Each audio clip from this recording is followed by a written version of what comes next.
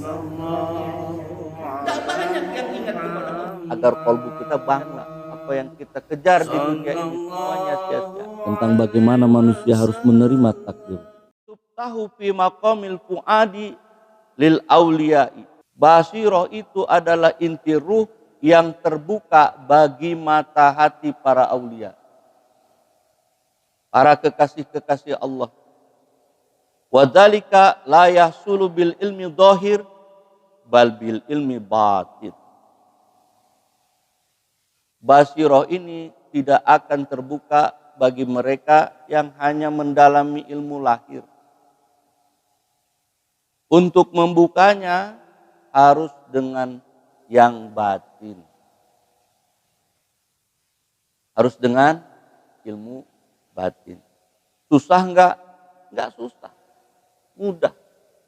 Tadi Imam membacakan surah Al-Imran. Surah Al-Imran ayat ke-100, 190, 191, 192 di rakaat pertama. Di rakaat kedua dibacakan 193. Kita baca tuh sekali lagi. Yang di rakaat pertama tadi. Dibaca 189, 190 sama 191. Baru rakaat kedua 192, 193. Bismillahirrahmanirrahim. Walillahi mulkus samawati wal ardh. Wallahu ala kulli syai'in qadir. Dan milik Allah lah kerajaan langit dan bumi, dan Allah Maha Kuasa atas segala sesuatu. Inna fi khalqis samawati wal ardh wa ikhtilafil laili wan nahari la ayatin li ulil albab. Sesungguhnya dalam penciptaan langit dan bumi dan pergantian malam dan siang terdapat tanda-tanda kebesaran Allah bagi siapa? Bagi orang yang berakal. Di sini disebutkan liulil albab, bagi orang-orang yang mempunyai hati. Ulul albab. Yang kolbunya terbuka. Kalau kolbu terbuka, maka penciptaan langit dan bumi, pergantian malam dan siang, itu akan menjadikan tanda-tanda kebesaran Allah. Membekas dalam kolbu, dalam batinnya.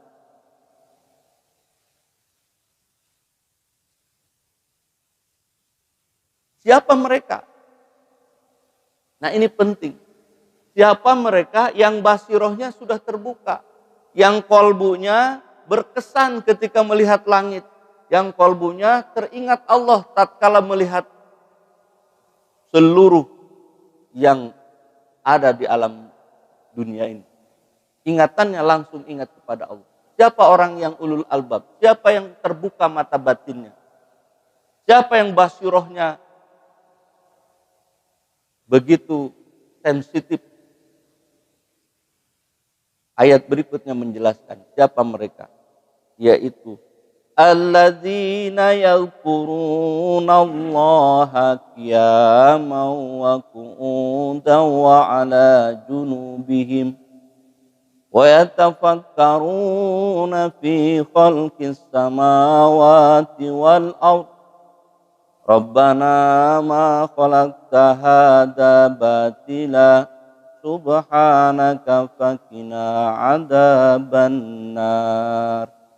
Alladzina yadhkurunallaha, yaitu orang-orang yang mengingat Allah.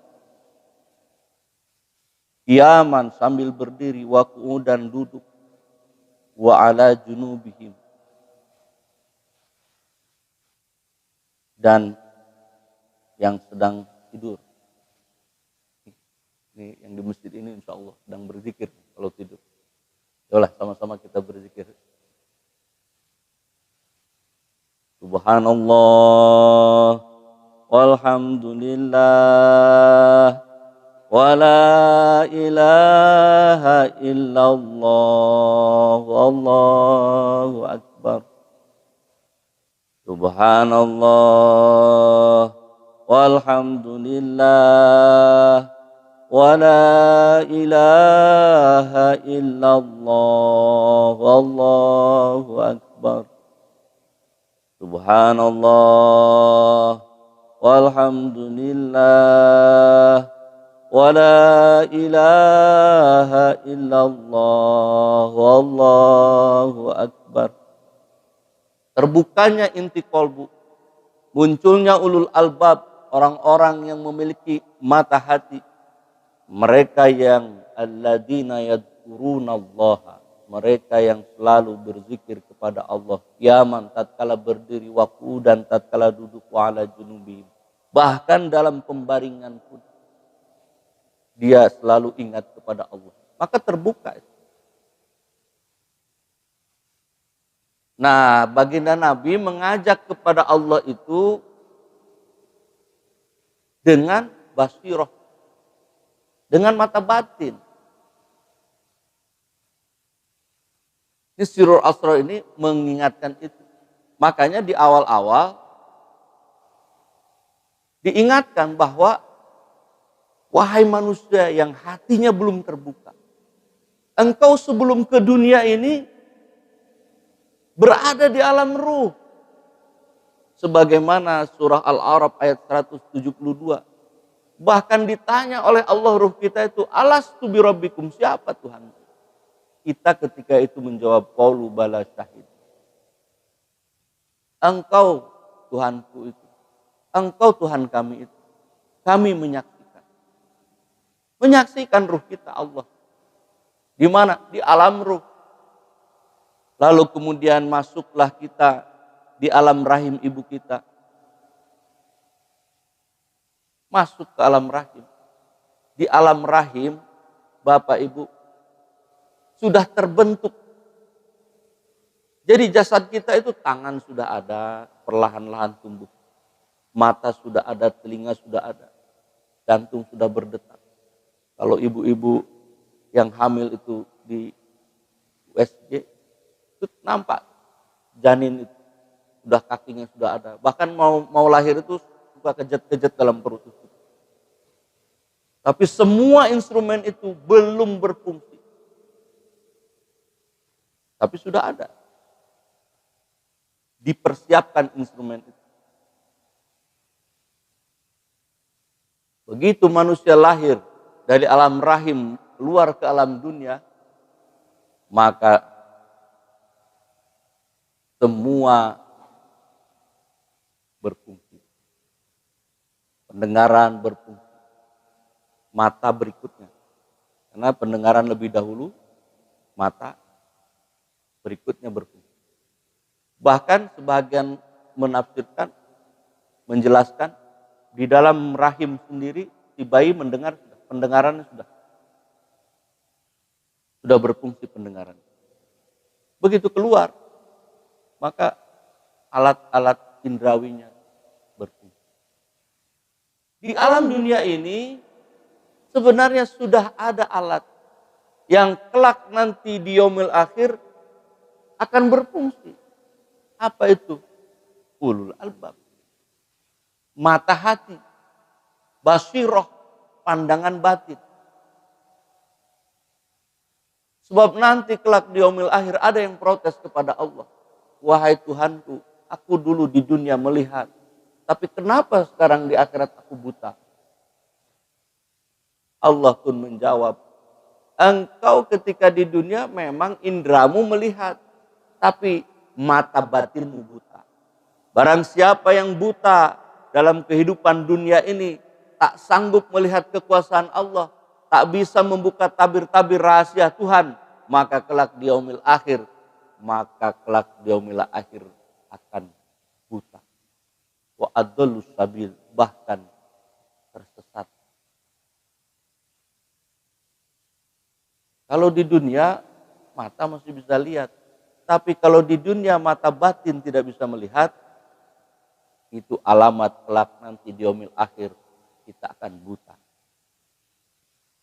Oleh karena itu, baginda Nabi sejak awal sudah mengajak kita semua untuk menuju Allah itu dengan mata batin yang yakin, bukan dengan mata ini. Melihat segala sesuatu bukan dengan yang zahir, tapi dengan batin. Bagaimana cara menumbuhkannya, cara menghidupkannya, cara membukanya? Tadi, alladzina yadhkurunallaha qiyaman wa qu'udan wa 'ala junubihim. Berzikir, Pak. Saat berdiri, saat duduk, saat berbaring. Maka dalam tarekah Qadiriyah Naksabandiyah itu ada zikir kopinya, Allah, Allah, Allah, Allah, Allah. Dalam qalbu diucapkan secara sir, secara kopi, secara hamar. Secara kopi itu gak terucap. La sautun wala harfun. Gak ada suaranya, gak ada huruf. Setiap detik, setiap detak jantung kita, Allah, Allah, Allah, Allah. Tapi sebelum kolbu itu bisa berbicara seperti itu, maka perlu dibimbing dengan zikir jaharnya, dengan zikir lisannya. La ilaha illallah, la ilaha illallah. Jadi dibimbing dulu oleh lisan kita, agar kolbu kita bangun, agar mata batin kita terjaga. La ilaha illallah, la ilaha illallah. Diucapkan secara jahar, agar pendengaran, bukan hanya pendengaran yang indrawi ini, tapi pendengaran batin kita pun mendengar ucapan kalimat itu. Tapi kalau tidak diajarkan di alam ini, di dunia ini, kelak nanti pendengaran kita di akhirat pun akan tuli. Kalau tidak diajarkan yang batin di dunia ini, kelak nanti penglihatan kita pun akan buta. Maka berupaya terus. Agak sulit memasuki wilayah batin ini. Karena ada orang yang percaya ilmu lahir, ilmu batin. Ada yang percaya, ada yang tidak. Problemnya kalau sudah tidak percaya di awal, maka kelanjutannya nggak akan maju. Kalau engkau cinta kepada Allah, in kuntum tuhibbunallah, fattabi'uni, ikuti aku, kata baginda Nabi. Jadi urusan yang besar maupun yang kecil itu harus kita ikuti baginda Nabi. Dan baginda Nabi mengajarkan kita bukan hanya wilayah syariat. Diajari kita tentang rukun Islam, tentang yang syariat. Tapi diajari juga kita tentang rukun iman, yang itu adalah pekerjaan qalbu. Amantu billah wa malaikati wa kutubihi wa rusulihi wa bil yaumil akhir wa bil qadari khairi wa syarri minallahi ta'ala. Bahkan takdir yang ditetapkan oleh Allah diajari oleh baginda Nabi cara kita mengatasinya. Mengimani takdir itu oleh baginda Nabi diajari.